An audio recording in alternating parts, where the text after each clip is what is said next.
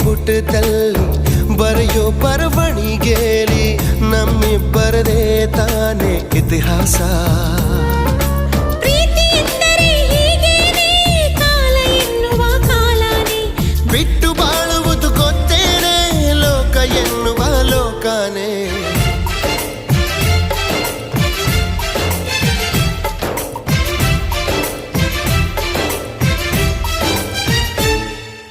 ನಿನ್ನಾಣೆ ನಿನ್ನಾಣೆ ಪ್ರೀತಿ ದೇವತೆ ನಿನ್ನಾಣೆ, ನೀನಿಲ್ದೆ ನಾನೆಲ್ಲ ದೇವರಾಣೆ.